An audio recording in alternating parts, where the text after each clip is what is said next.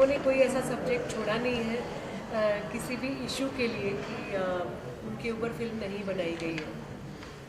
लेकिन Satpura super saviours का जो कॉन्सेप्ट है, सातपुड़ा इंजीनियरिंग की जो कंप्लीट एफर्ट और एंडेवर है, वो इस बारे में है जिसके ऊपर हमारा कभी ध्यान नहीं गया था। It is all about ambulance drivers and ambulance service providers. तो मुझे बहुत ही प्राउड महसूस हो रहा है क्योंकि ये ऐसे लोग हैं हमारी सोसाइटी के जो काफ़ी मेहनत करते हैं, जो अपनी जान हथेली पे रख के काम करते हैं, लेकिन उनको उनके काम का क्रेडिट नहीं मिलता है। तो we are making a YouTube series of 8 episodes जिसके लिए हम आप सभी का स्वागत करते हैं। आप आइए, देखिए, और सिर्फ देखने से आपका मनोरंजन नहीं होने वाला है। हमें एब्सोल्युटली गारंटी है कि इन फिल्मों को देखने के बाद आपको इंस्पिरेशन मिलेगी और आप ये चाहोगे कि ऐसा काम और भी लोग करते रहें। On top of it, Satpura engineering का ये एक एफर्ट, ऑनगोइंग एफर्ट चल रहा है कि जो स्ट्रेचर्स होते हैं लोगों को हॉस्पिटल में पहुंचाने के लिए, वो स्ट्रेचर्स की क्वालिटी कैसे बेहतर है, वो लाइट कैसे है। मुझे बहुत अच्छा लगा कि हमारे निर्देशक तुनीर और उनकी टीम सातपुड़ा इंजीनियरिंग के लिए इतनी खूबसूरत फिल्में बना रही है। और सातपुड़ा इंजीनियरिंग की पूरी फैमिली यहाँ हमारे साथ है। सतीश सर हैं, श्रेयस और केदार भी हैं।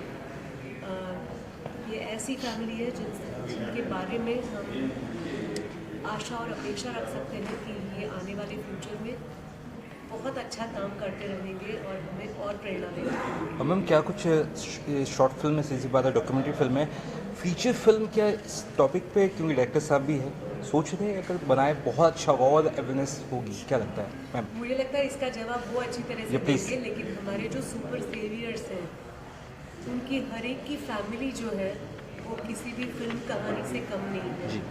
उनका जो कोविड के दरमियान, लॉकडाउन के दरमियान जो स्ट्रगल रहा है वो किसी भी फिल्म से कम नहीं है। तो हम तो तैयार हैं। मुझे यकीन है कि सातपुड़ा फैमिली तैयार है कहानियाँ लेकर। हम तैयार हैं कहानियाँ पेश करने के लिए। हम तुनीर के ऊपर है कि वो इसे कैसे आगे ले जाए। सर, क्या मानना है आपका? हाँ सर, अब मैम से सवाल। चलिए जी। मैम, आपसे जानना चाहेंगे आपने इसके लिए आपने कितनी तैयारी की है? मुझे लगता है एज एन एक्टर एक बहुत सिंपल बात हमारे सामने आती है कि रिसर्च टीम होती है हमारे साथ और हमें वो समझ के एक्सप्रेस करना होता है। तो रिसर्च टीम तो सातपुड़ा इंजीनियरिंग की थी, तुनीर की थी जिन्होंने स्क्रिप्ट बनाई थी। मेरी जिम्मेदारी ये थी कि ये सारी जो रिसर्च है वो समझ लेना। जब तक हम समझते नहीं हैं तब तक वो बात दिल तक पहुंचती नहीं है। तो मुझे लगता है कि ये जो सारा काम है इतना इम्पोर्टेंट है, जो मुझे लगा कि आज तक मुझे इस बारे में मैंने कभी सोचा ही नहीं था। पता होने की बात बहुत दूर की है, मैंने कभी सोचा ही नहीं था। ऐसे लगता है कि हाँ, स्ट्रेचर्स को तो व्हील होते हैं, वो कोई पुश करता है, पुल करता है, और वो जैसे हम फिल्मों में देखते हैं अचानक ऑपरेशन थिएटर का दरवाज़ा बंद हो जाता है और लाल लाइट आती है या हरी लाइट आती है। इसके अलावा मैंने कुछ सोचा नहीं था। तो जब ये टॉपिक मेरे सामने आया तो ऐसे लगा कि ये कितना इम्पोर्टेंट है। जितने डॉक्टर्स हमारे लाइफ में इम्पोर्टेंट हैं क्योंकि वो ऑपरेशन परफॉर्म करते हैं, लेकिन उसके लिए हमारे पेशेंट को वहाँ ऑन टाइम पहुँचना भी ज़रूरी है। उसके लिए ये जो सारे सुपर सेवियर्स, हमारे हीरोज़ जो हैं, वो काम करते हैं। और ये बात मन को काफ़ी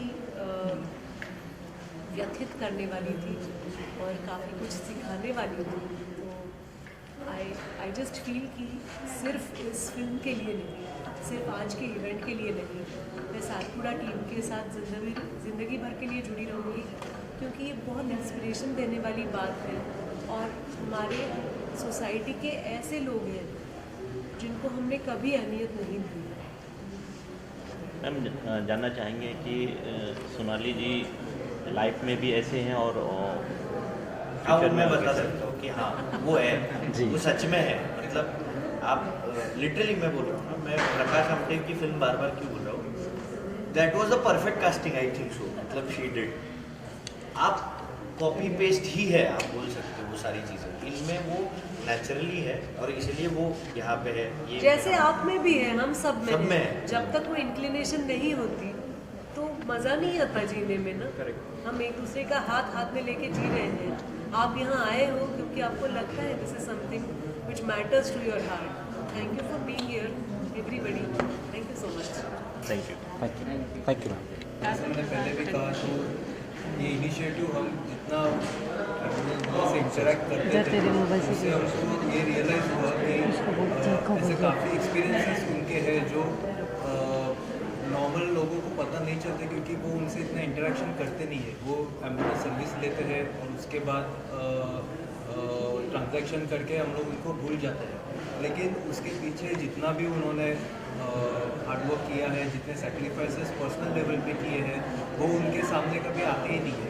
तो जब भी मैं इनसे इंटरेक्शन कर रहा था तब मुझे पता चला कि ऐसे काफ़ी स्टोरीज है, ऐसे काफ़ी इंसिडेंसेस हैं जो दिल को बहुत छू जाते हैं और किसी और को पता ही नहीं रहता। वो सिर्फ मैं और उनके बीच में इंटरेक्शन होती थी। तो हम लोग ने फिर सोचा कि अगर इतने सब उनको मुझे ऐसा लगा कि उनको कोई प्लेटफॉर्म चाहिए ये सब स्टोरीज बताने के लिए। तो हम लोग ने फिर पुनीत सर से मिलकर ऐसा कुछ ब्रेनस्टॉर्मिंग किया कि ऐसा कुछ कर सकते हैं क्या, कि उनको एक प्लेटफॉर्म दे सकते हैं क्या हम लोग, जिसमें वो उनकी स्टोरी बता पाए, जिसमें वो उनका जो भी पहले का स्ट्रगल है वो जनता के सामने ला पाए। तो वैसा प्लेटफॉर्म हमको यूट्यूब मिला। तो यूट्यूब में हम लोग ने हर एक सातपुड़ा सुपर सीवियर के 8 एपिसोड्स बनाए और वो एपिसोड्स अभी आज लॉन्च होने वाले हैं। उसमें अब आप उनकी सबकी स्टोरीज देख सकते हो। बहुत हार्ट वार्मिंग और हार्ट टचिंग स्टोरी है। तो हमको भी बहुत खुशी हो रही है कि आज यूट्यूब और आपके ज़रिए ये स्टोरी बहुत लोगों तक पहुंचने वाली है और लोगों को ये बिहाइंड द सीन्स जो है उनके लाइफ में वो पता चलने वाला है। उनकी एक इमोशनल साइड पता चलने वाली है, एक स्ट्रगल वाली साइड पता चलने वाली है, जो भी सैक्रिफाइसेस है वो साइड पता चलने वाली है। तो मुझे ऐसा लगता है कि कहीं ना कहीं इसके बाद कुछ पर्सपेक्टिव चेंज हो जाएगा पूरे समाज का, कि उनको हम अलग नज़र से शायद देख पाएंगे इसके बाद। सो एक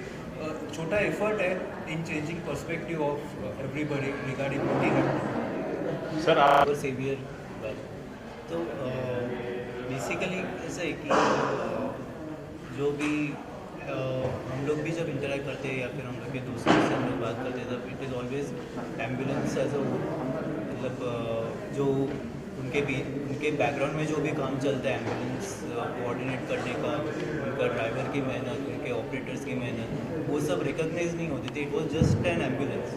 दूर से एक ऐसे थर्ड पर्सन पर्सपेक्टिव से देखा जाए तो जैसे हम लोग प्रोडक्ट के लिए जो इंटरेक्शन करते थे, तो वो इंटरेक्शन की वजह से हम लोग को रियलाइज़ हुआ कि there is much more to their story.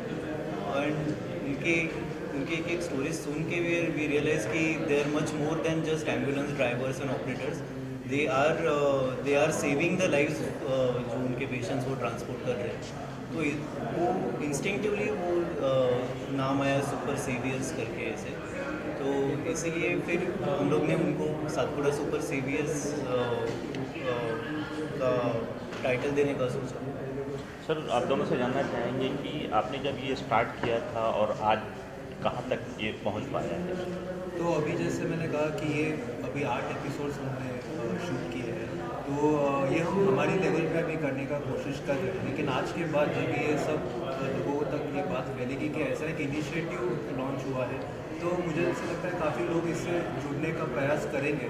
तो हमारा लॉन्ग टर्म विजन ऐसा है कि ये इनिशिएटिव बहुत बड़ा हो और बहुत लोगों तक पहुँचे और बहुत लोग इससे जुड़े और बाकी सारे भी एम्बुलेंस ओनर्स इनिशिएटिव से जुड़े और सिर्फ ये 8 एपिसोड तक लिमिट ना हो, इसके और सीजन्स बने। ऐसा हमारा एक लॉन्ग टर्म विजन है ये इनिशिएटिव को लेकर। हर एक सेवियर की एक यूनिक स्टोरी है, तो हम चाहते हैं कि हम ये हर एक सेवियर से जुड़ना चाहेंगे और उनकी जो भी स्टोरीज है, उनके जो भी स्ट्रगल्स है, वो बाकी के पब्लिक तक भी पहुँचे और उनकी मेहनत रिकॉग्नाइज हो और वो रिस्पेक्ट मिले उनको जो बाकी डॉक्टर्स नर्सेस और उनको भी मिले और उनको मिले। कहाँ तक पहुँच पाए हैं अभी तक आप? अभी हम लोग सिर्फ लोकली जो हमारे आसपास के जो कस्टमर्स या मतलब आसपास फिलहाल सा ब्रीफ दूंगा कि फिलहाल हम लोग महाराष्ट्र के ही एम्बुलेंस सर्विस प्रोवाइडर जो हमने चुने हैं, जो 8 जो सर्विस प्रोवाइडर्स हैं, जो जिनकी कोविड की स्टोरीज, उनकी लाइफ स्टोरीज हमें इंस्पायरिंग लगी और हमने उनको लोगों तक पहुंचाने की कोशिश की। ऐसे और भी हम नेशन वाइड स्टोरीज कलेक्ट करना चाहते हैं, इसलिए हमने एक साइट का लिंक भी दिया है रजिस्ट्रेशन का, जिस रजिस्ट्रेशन लिंक पे लोग क्लिक कर सकते हैं अपनी सारी डिटेल्स। वो अगर एम्बुलेंस सर्विस प्रोवाइडर्स है, ओनर्स है, तो अपनी सारी डिटेल्स वहाँ पे फिलअप करें, अपनी कहानी वहाँ पे बताएं, वो हम तक पहुँचेगी, हम उस कहानी को लोगों तक पहुँचाएंगे। ये हमारा टोटल एक प्लान 1 है। इस प्लान का दूसरा स्टेज है कम्युनिटी ग्रुप, जैसे कि वैभव किटले जी यहाँ पे हमारे पास एम्बुलेंस सर्विस प्रोवाइडर है, राज लोखंडे जी है, बहुत सारे। इन सब ऐसे सर्विस प्रोवाइडर्स को उस एक छत के नीचे लाना। कैसे होता है, एग्जांपल अभी आप मीडिया वाले भी है, आपके मीडिया में भी ऐसा होता है ना, कोई एक बड़ा मीडिया होता है, कोई छोटी मीडिया होती है, एक कोई मीडियम स्केल का होता है। तो छोटे पर्सन को किसी बड़े पर्सन से कुछ सहायता मिल सकती है, लेकिन वो तभी मिल सकती है ना जब एक दूसरे से जाने मिले। तो वैसे हम सारे सर्विस प्रोवाइडर्स को एक छत के नीचे लाना चाहते हैं, जिससे वो सभी एक छत के नीचे एक दूसरे की मदद कर पाए। कुछ ज़रूरत हो, अगर पुणे के एम्बुलेंस वाले को मुंबई के एम्बुलेंस वाले से कुछ मदद चाहिए, तो उसी ग्रुप पे कांटेक्ट कर सकता है। इधर से उसको आसानी होगी ये सारी चीज़ें करने के लिए। वहाँ पे उस कम्युनिटी में जैसे संदीप बुगे जी से जैसे पर्सन जो गवर्नमेंट की चीज़ों को कनेक्शन कर सकते हैं, इन्फ्लुएंस कर सकते हैं, उन जैसे पर्सन्स को भी हम उस कम्युनिटी ग्रुप में लेंगे। ये हमारा फेज़ 2 है। और फेज़ 3 है कि इसको सरकार कुछ अलग तरीके से इनिशिएटिव को सपोर्ट करे और एम्बुलेंस ड्राइवर्स को बहुत सारी मेंटेनेंस की कॉस्ट बहुत ज़्यादा होती है उनके एम्बुलेंस को मेंटेन करने के लिए। कार्डियक एम्बुलेंस हो तो स्पेशली ज़्यादा ही खर्चा होता है। तो उधर सरकार क्या क्या सब्सिडाइज कर सके, उसके लिए हम इनकी आवाज़ उन तक कैसे पहुँचाएं, इसके लिए भी हम काम करेंगे। तो हमारे ऐसे 3 फेजेस में इस इनिशिएटिव के काम होंगे और इन 3 फेजेस को काम करने के लिए सातपुड़ा इंजीनियरिंग जैसी कंपनी ने पीछे बैकिंग की। That's the big deal. इसलिए आज हम ये सब कर पा रहे हैं। That is the our future plan and the progress thing. और मैं चाहूँगा कि यहाँ पे 2 एम्बुलेंस ड्राइवर्स हमारे यहाँ पे बैठे हैं, राज लोखंडे जी और वैभव किटले जी। तो ये अपनी रिव्यू दे इस इनिशिएटिव, क्योंकि आगे सुपर सेवियर है, सातपुड़ा सुपर सेवियर का हम धन्यवाद करते हैं। उन्होंने हमें एक प्लेटफॉर्म दिया है कि हमारी बात रखने के लिए, इसके लिए हम उनका शुक्रिया अदा करते हैं। एम्बुलेंस सर्विस प्रोवाइडर ये खाली एक ही देखा जाता है कि एम्बुलेंस एक पेशेंट को एक डॉक्टर के पास लेके जाता है या हॉस्पिटल में लेके जाता है, बट इस दौरान जो भी फैसिलिटी बनती है, क्या करना पड़ता है, ड्राइवर लोग जो रहते हैं 24 आवर्स अलर्ट रहना, ये सब फैसिलिटी देने के लिए, उनको प्रोवाइड करने के लिए, उनको उनके पीछे जो एक स्ट्रगल लाइफ है वो किसी ने देखी नहीं कि क्या क्या करना पड़ेगा। कोविड के बीच में तो अब सब लोग बात करेंगे, लेकिन उसका मतलब नहीं है, वो था एक दौर निकल गया। लेकिन जो उसके बाद भी जो प्रॉब्लम्स आती है, जैसे उन्होंने बोला कि एजुकेशन, एम्बुलेंस में एजुकेशन पर्सन अगर होते या ना होते उसमें कोई फ़र्क नहीं गिरता। ह्यूमैनिटी क्या है, उसको क्या करना चाहिए, एम्बुलेंस को क्यों काम कर रहा है। अभी हमारे माँ बाप ने ये काम हमको सिखाया नहीं था, हम सीखे। उन्होंने जो बताया अच्छे काम करने के लिए हम लोग ने सीखे, और उसमें हम लोग को ब्लेसिंग मिल रही है। इसके लिए हम लोग कंटिन्यू कर रहे हैं। हम लोग ने भी एजुकेशन किया है, बट उसमें अच्छा मरीज़ के लिए अच्छा रहता है, अब मरीज़ को अच्छा लेके जाने के लिए उनके जो ब्लेसिंग मिलते हैं, इसके लिए हम लोग ये काम कर रहे हैं। उसमें तकलीफें तो बहुत आ रही है, गवर्नमेंट की तरफ से भी बहुत तकलीफ है। उनको कोई फैसिलिटी नहीं मिल रही है कि एम्बुलेंस के पीछे की उनको एक इंश्योरेंस मिले, तो उसको एक उनके लिए पासिंग के लिए भी कोई ये किया नहीं है। वो अलग से उनको भी रात भर रखना पड़ता है पासिंग के लिए। दौरान उनके एक रूल चेंज हो जाते हैं, रात भर में उनके लैम्प चेंज हो जाते हैं। ये सब छोटी मोटी बहुत सारी चीज़ें, वो सब कुछ कोई प्रोवाइड नहीं करती। टैक्सेस भी उनको यही है, 28% टैक्सेस है जो है जीएसटी पे उनको 28% जीएसटी ले रही है एम्बुलेंस सेगमेंट में भी। वो किसको पे करना है? एम्बुलेंस प्रोवाइडर को। जो टैक्सेशन में जीएसटी में एग्जेम्प्टेड है एम्बुलेंस, तो वो सेटअप तो नहीं ले पाएगा। ये सब छोटे मोटे चीज़ें जो है ना बहुत सारी मायने रखते हैं। उससे कॉस्ट कटिंग होगी, लोगों को अच्छी फैसिलिटी मिल सकती है। ये जो एम्बुलेंस सर्विस प्रोवाइड करते हैं उसके पीछे उनका उनका अंदर के क्लीनअप कितना खर्चा होता है, ये सब कुछ चीज़ें नहीं। लोगों को क्या लगता है ऑटो रिक्शा का 35 रुपये किलोमीटर है, तो ये कितना 1 किलोमीटर जाना 35 रुपये ले, ओला उबेर है 150 रुपये में हो जाता है।